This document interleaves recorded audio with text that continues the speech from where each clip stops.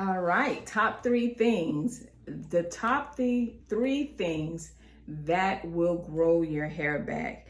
And we talk about it all the time. I just talk about it in different ways so you can really understand and grasp. This is the foundation of, of what will help you start growing your hair back today. All right, today. And my name is Lethra J. Hill. I am your hair coach.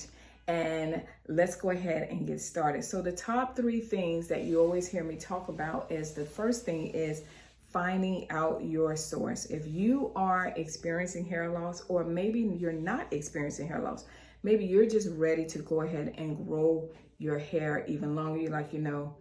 It might be going through the process stage of, the anagen stage where it grows fast.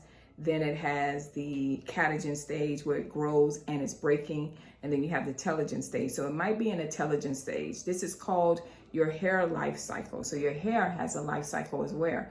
Dead hair falls off, new hair comes in. So if you're in that telogen stage and you're like, oh my gosh, my hair isn't growing, it's been shedding, and I want to grow my hair back, here are the top three things that can get you back into that stage and cut that telogen stage in half. And it's simple. I talk about it in most of my videos, and I'm going to share it with you. I'm just going to kind of like talk about it a little bit more, expand on it some more. So number one, the first thing is figuring out the source. You cannot fix an issue unless you know what's going on. You can't internet diagnose it. You can't try to figure it out for yourself. You can't run it by your aunt or your grandma. You can't say that, oh, maybe it's hereditary. You can't do any of those things. You have to figure out the source. If you are dealing with hair loss, or maybe you want to grow your hair back, you want to see a dermatologist, right? And then you definitely want to see a trichologist, right? Because what happens in that is that trichologist, and you've heard me speak about this before, and dermatologists do it too. If you find a good one that doesn't put you in that box and say, okay, it's chemical, or stop wearing braids. If you find a dermatologist that will go into detail with you and say, hey, I looked at your blood work. This is what you need to cut out. This right here, that is not good with your blood work. And this is part of why you are not growing your hair or losing your hair. You ever heard, think about a woman she wants to have a baby, and maybe she might be overweight. And so when she goes to the doctor, they say one of the issues is that you're overweight. So this is what we're going to put you on. We're going to figure out this.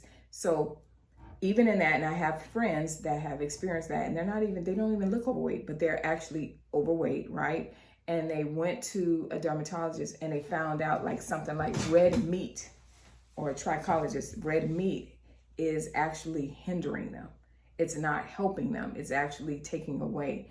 It's, or you may have a vitamin deficiency, or maybe you may have what is it called? A lot of us deal with the thyroids. You may have thyroid issues, right? So these are the things that you need to find out. What is the source of my issue? All right. And a lot of times you're going to dermatologists, trichologists, because you're having issues, and you may have been one of the good ones and said, you know what, I see some hair loss. I'm just going to stop all chemical services. I don't want no extension. I don't want anything in my hair. And let me see. And if it continues after a few months, then you're like, something else is going on, right? And so once you find out that source, the next thing you're going to do is implementation. All right. You're going to be just like your life depends on it. Because the thing is that, which is so strange to me, is that we are so quick to run to put something to cover up the shame that we may have if it's hair loss, or, we're quick to cover it and not deal with it. Versus, what if somebody told you, hey, if you took this is going to give you instant gratification, right? It may not be as instant as putting on a wig or different things, but it's going to give you back what you're wanting. It's just going to take a process. But if you do this continuously, you will start seeing changes within yourself, within your hair in weeks. Would you do it? Right? So just think about that. How much do you love yourself? Like you say you do. You have self-love, and I go and I take care of my nails and take care of my hair. Do you really take care of your hair?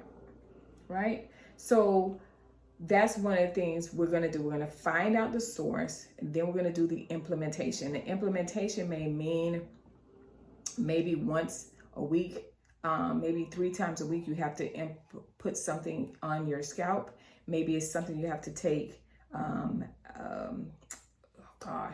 by mouth. What is going on? Happy Sunday, y'all. Maybe it's something like that, right? Or maybe a lot of times, especially if you're dealing with androgenic hair loss, right? Female pattern hair loss. When you're dealing with something like that, they oftentimes recommend minoxidil. They may have a hair system with shampoo, conditioner, right? And then they'll have that minoxidil, 2% minoxidil. It's typical what they have with women. Well, some women, they're like, I need it more aggressive because that thinning is getting bad, right? So you may say, I need the 5%. And that's part of your implementation. So it's that doctor or that it's going to show you how often you should be implementing that minoxidil. And if you decide to take the 5%, that is fine. But if you start getting facial hair or anything like that, know that is the side effect of that, because the 5% is more meant for the men, right? But I do see women, it's not like it's going to, hurt you or whatnot. But I always recommend, when you decide to take minoxidil or anything like that, please talk to your doctor before you do that. Don't just go off of YouTube or the TikTok videos where people are saying, yeah, I grew my hair out. Oh, what kind you use? And you go out and buy it, because that may not agree with you. All right. And that's the thing that a lot of us don't understand. Certain products that we may use and you're putting it on, I've seen where customers saying it didn't agree with my hair, and they'll go into a salon or they'll apply minoxidil and don't know that if you apply chemical, when you have minoxidil in your hair, it'll take your hair out even worse immediately. So you got to understand what you're taking in and what you're doing. So implementation is important, but finding out the resource and understanding what you're implementing in your hair on a weekly or daily basis is important for you to know. Okay. The next thing as well that I wanted to talk about, minoxidil. What did I want to talk about when it came to this as well? I'm sorry, guys. I'm just shooting straight from the hip because I have so much when it comes to this. I have so many videos that I have thought about that I want to educate and help you guys on, because I want to see you on the road to recovery. I want to see in the comment section where you're saying, hey, I did try this and this is what happened, and it's success stories, so other women can see and say, hey, we can have that done. We can get that. I can restore my hair. It's so many of us that believe that I lost my hair, forget it, and it's over, and they don't try. Like for instance, a few weeks ago, I was in a meeting and it was a young lady in there, and it was apparent that she had female hair pattern or baldness, at least I thought. And she was young. She probably was in her 40s, right? So she wasn't that much older. So I was like, it could be menopause. Like I'm just sitting there looking and thinking to myself, and she was just started talking, and she was like, oh, I'm on my diabetic medication. I was like, oh my God, I wanted to reach out to her so bad and be like, hey, look and see if that's the cause, because they have diabetic medications that can take out your hair, right? So that was that. But then I was like, gosh, she's so young. Maybe she had, now you're trying to figure out, when did she get diabetes? Does she have children? Did she have children's diabetes? And, so you're thinking these things, but you can obviously tell she was overweight. Then she started talking about lunch and the food that she ate. And I was like, oh.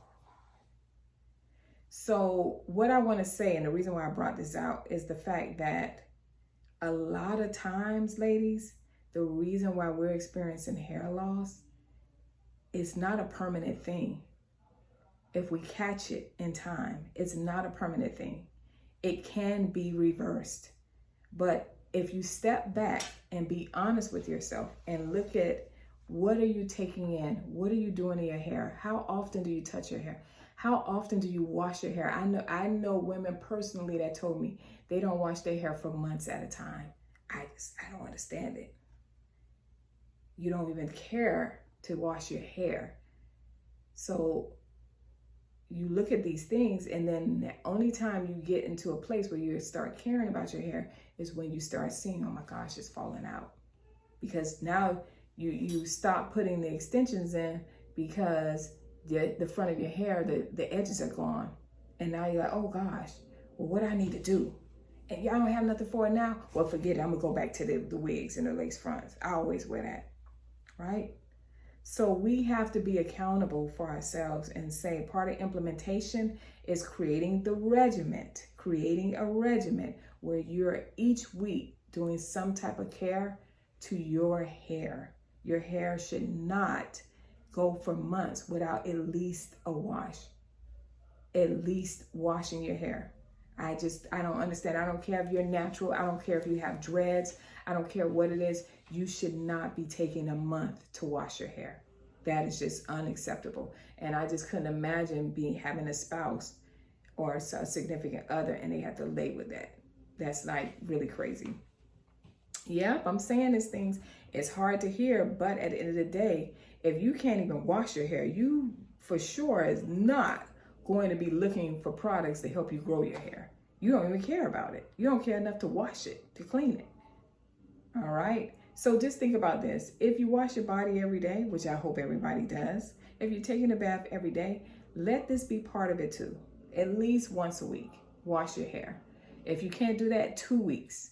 But it should not go further than 2 weeks in washing your hair. Part of implementation. So if you are a woman that needs minoxidil or any of those shampoos, their shampoos are going to be like astringents, and those are like clarifying shampoos where it strips your hair, but it's like it's a medicine. So when you put that in, you want to, when you use the shampoo part, you want to come back in with a moisturizing shampoo and then apply the product of the minoxidil into your hair or whatever the service that you need. If you are on medication, if you're on high blood pressure medicine, if you are on diabetic medicine, thyroid medication, there are medications that don't cause you to lose your hair. So you may want to see a doctor to see if they can figure out what medication that can work for you. And also if you've discovered that, oh my gosh, Lee, you're right. It was the blood pressure medicine that was taking my hair out,